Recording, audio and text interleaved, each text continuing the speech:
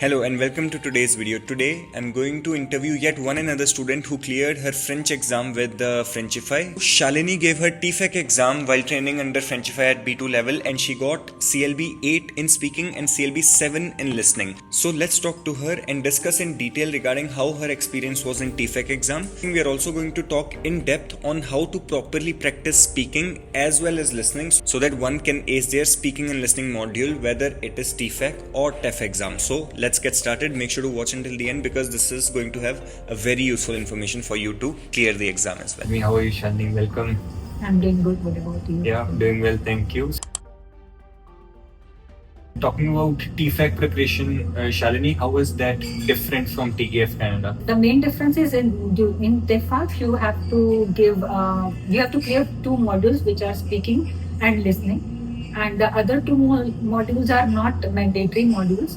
The best part for the TEFAC is you are allowed to crack one module at a time as well. Mm-hmm. So one time you can crack listening and the other time you can crack speaking. So it's up to you. This question will be mainly for speaking. Now you have given an exam earlier as well before connecting with Frenchify. Earlier you were also doing your speaking practice. Did you do any exam specific practice or were you just generally doing speaking on regular basis? Yeah, exam specific preparation I was just doing before exam. It's not like particularly I was doing the exam preparation. So I was just overall learning French. After connecting with Frenchify, the main difference is the most important, the most interesting thing and most important thing with me is your live sessions. It's thrice in a week. It's really helped me a lot to boost my confidence. Yeah, during your sessions you used to give us a topic and we have to speak on the spot. Yeah. So while practicing with different type of topics, I got enough confidence. So okay, no matter what topic it will come, I will be able to handle it. Yeah. So that is the most important, most interesting thing for me with the Frenchify. And when you are in a group of your other people who are also learning French, and then you also listen to them, and you also get, okay, this is the good point I can also include in my speaking, and this is the good point. Yeah, I used to note that points as well. Yeah. So that was really great for me, and it boosted my confidence for this attempt as well, and that's why I got a good score in speaking. Talking about the speaking, like how is generic French speaking different from TEF specific speaking? Because I think you really need to have a different approach when it comes to giving section A as well as section B than just like generally speaking French. What do you think on that? Like, yeah, it's totally different. Yeah, as in the routine, I speak French, but overall, what I feel is almost the dialogues are same while you are working with the colleagues, because it's your job specific dialogues, right? So we are just doing the same things together every day, but it's totally different in exams. The main difference is in section 1 and section 2. Section 1 is formal speaking and section B is informal speaking. So immediately you have to switch to informal speaking when you are doing section B. So that is challenging. So you should master yourself, okay, to conjugation according to EQ or VU. That's the main difference. Only with practice, only with that specific practice that comes. It's not like if you are working in a French environment and then, okay, you are confident enough to speak in exam as well, but they both are totally different. correct. And let's compare section A with section B. Now when we are practicing section B specifically, what happens is that section A starts to suffer a little bit because we are more involved in Q. In the exam, how was your experience with section A? Like, everything went well? Did the examiner, how was the examiner first of all overall? Yeah, examiner was he was proper Quebecois examiner, I believe. Okay. Because his accent was Quebecois accent. Yeah. And he was speaking little fast. Thanks to my work, so I was able to understand. Sometimes the accent is totally different, so we are not able to comprehend. It went well. With section A. During section A, he was interrupting me in between also to know that whether I am able to respond on the spot or not, or whether some questions were memorized or not. he interrupted me in between to check, okay, am I able to respond on the spot regarding to this question or not, or just I memorized all the questions and all that. So that's one thing. And section B, yeah, sometimes we are in the flow of speaking in that way, like section A, if it is section A first, and then switching to section B, yeah, sometimes it messed up, but luckily I didn't mess up in section B. The silly mistakes sometimes we do, but yeah, don't get demotivated, that no, don't get nervous that time, okay, we did this mistake, that's okay, that happens. Correct. Yeah, one thing very important, like for all the students who are watching this is like when you're in the exam, you may mess up. The thing is, mess up will happen. It's not like 100% you'll do all well. Right. You may mess up, but it's very important to collect yourself together and just keep on stick to the plan. Yeah. Don't worry if the mistake happened, because examiners are not really intricate about each and every mistake you make. They will let you go if you are overall okay. If you can speak well, it doesn't matter here and there you did 2 to 3 mistakes. Those are understandable and those are acceptable.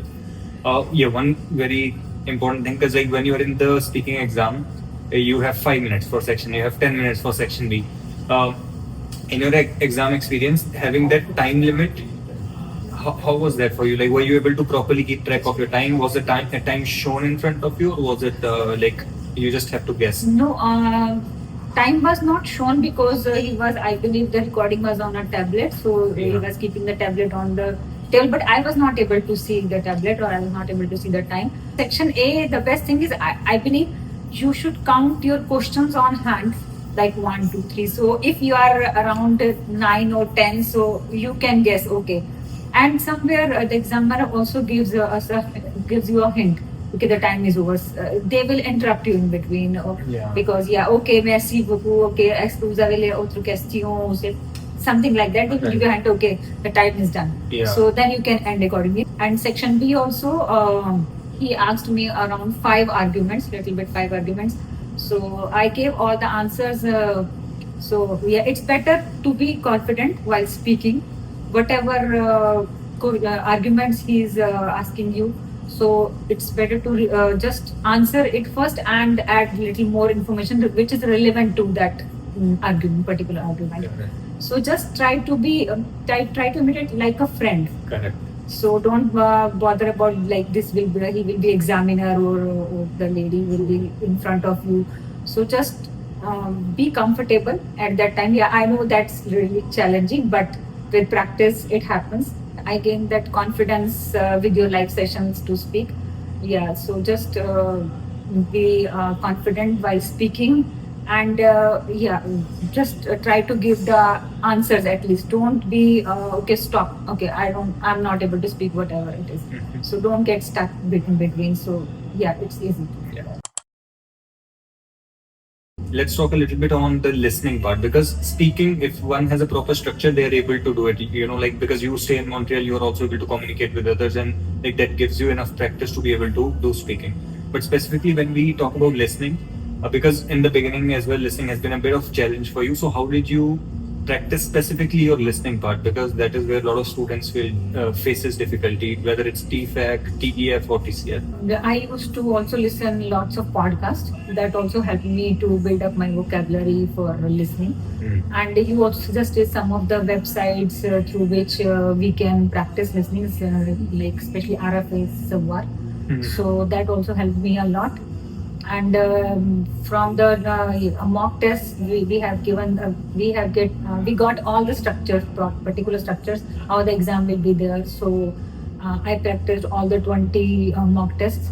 So, and the main thing is what I learned about this, that if I get any question wrong, especially for long answers, it's important to know why they are wrong. Because sometimes what happens when we do one mock test, and if we get suppose we are 25 correct and others are incorrect, so we just leave that incorrect. So why they are incorrect? True. The main thing is to get the reason why they are incorrect, and try to understand the listening, and try to repeat the listening again and again audio, and where was that particular hint for the answer. So it's better to understand that also gradually improve the listening. True. See, when it comes to listening, it's combination of both, like your general listening practice that you do from RFI, RFI Savoir, you go decrypt all the resources. With that, it's also mock test preparation, right? Yes. So Definitely. for you, like let's say if you were giving 2 hours into listening, how many of like how much time from those 2 hours used to go into generic listening practice, and how much used to be specifically for mock tests only? Yeah, actually, in my case, there was no particular time bound. So actually, because I'm working full time as well, Yeah. wherever at work also, whenever I get time, though I used to listen the podcasts and all that to improve my general listening. And then I switched to the mock test, doing mock test. So if it's 1 hour, generally it takes 40 minutes, about 40 minutes for 40 questions for listening. So after 40 minutes, it's better to evaluate. Earlier, I had the habit to just do the mock test whether I'm getting those many points or not. So I was not realizing why my answers were incorrect. It's better to evaluate where you are lagging, why that answer is not correct. When we talk about listening, like there are 40 questions, right? First Right. 20, 24, we can get done with it. Because like even if you practice generally on regular basis, you are able to understand almost everything from the first 20 to 24 questions. The main questions are 23 to 40. So for those 17 questions, like what are the things that you take into consideration when you're doing mock test practice as well, but when you gave the exam as well, because like those are definitely challenging, right? Right. So in the exam, what was your experience regarding those audios? Like were you able to understand them properly, or were you like, okay, it's just about understanding the overall generic context? No, actually, sometimes what happens, we overall understand what the listening is about, what that audio is about. Understanding the question and the options is also equally important, Mhm. because sometimes it happens that audio we are able to understand, but we are not able to comprehend the questions exactly. So that's why we miss that question. How 50% of the answer is itself in the question, Correct. in the options, and you can omit while looking at the options. Sometimes that omit option also helps us a lot. But generally, one or two options are there who are not relevant to that question, particular question. So we can always omit that. And you know, talking about those techniques, like one thing I really want to talk about is the time management in listening, because like listening goes just like this, right? When Yeah. you're giving the exam, because once the question is in front of you, like I think they just give you like 10 seconds and the audio starts. Right. Once the audio ends, like you just like get 10 seconds to answer, and it just moves on to the next one. So how do you manage that? Technically, I would say anxiety, but also how do you retain your focus during that time when listening is going away very fast? Yeah, actually, we now they have changed little pattern that the questions from 23rd to 30, the audio is played twice. Mm. So that is a great help now. Yeah. Earlier it was played once only. Once. Yeah, it's better to focus on first question during the first audio. In between the second audio, you get little bit of time gap.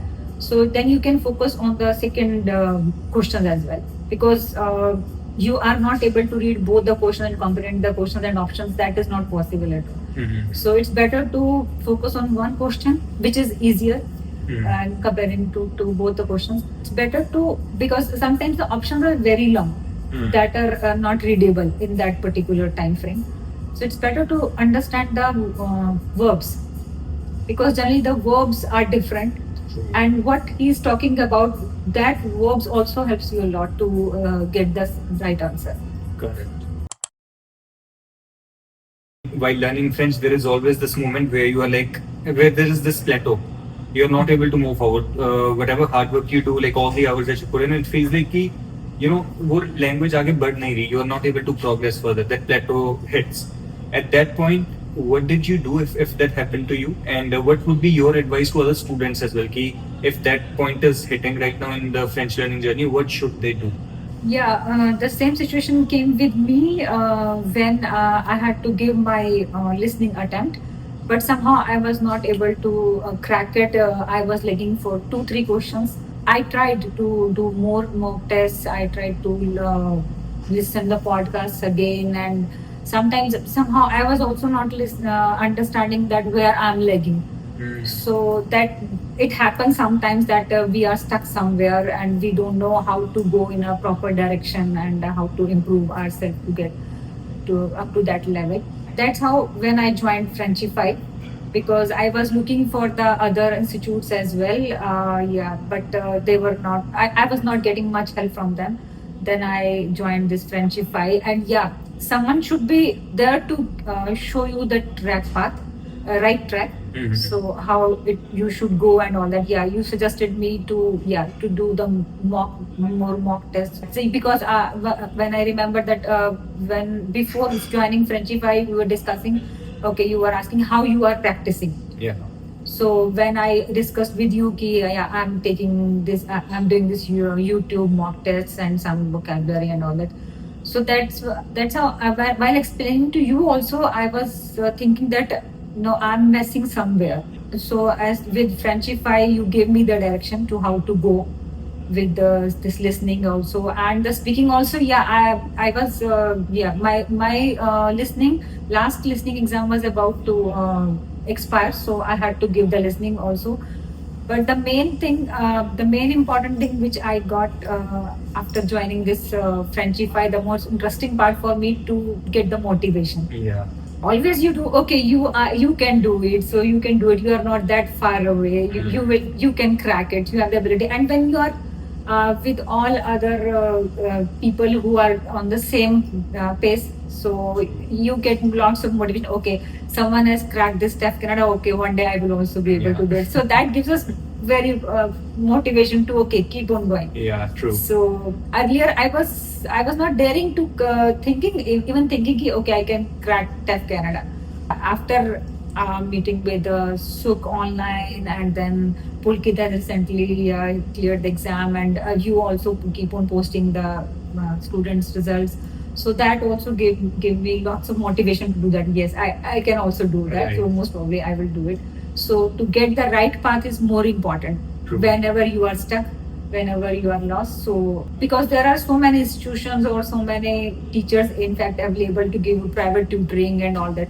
So it's better to evaluate, better to do your research first, and then decide who can solve your problem. Correct.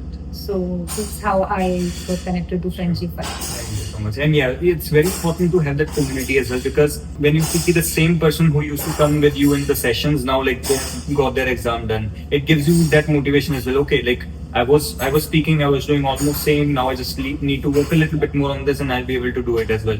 We were doing session in the morning, and we saw Rajan's speaking practice and all the different expressions that he used. So that would also give you the idea that okay, I can pick those as well. I can. Yeah, when you are, especially when you are preparing alone, you don't have any motive. Okay, sometimes you are excited. Okay, today I will prepare. Yeah. When you suppose you are doing any speaking topic, then you will think, okay, I can give that and I can do that. No one is there to correct you. No one is there to improve you. And when you are in like in your mock sessions, when you are with other students who are also doing the mock, who are also doing attending the live sessions, and then they are speaking, so we get different ideas. That is also very beneficial, and some points, if you like, you can add on in your speaking. Students who are currently at a stage where they can understand the language now, but they just need to get that extra push or have that extra push to clear the exam. What would be your advice to them? What are the things to consider when they are practicing on regular basis? Yeah, frankly speaking, when I took your Frenchify B2 level course, and then when I saw the course, it was not so much videos and all content. I said, what's that? That's the only B2 level. That's it. Yeah. So yeah, but when I keep on attending your live sessions, then I was thinking, yeah, it's worth now. Mm-hmm. So that helps us a lot. We can discuss any problem for the other modules as well, as you conducted some sessions for writing as well.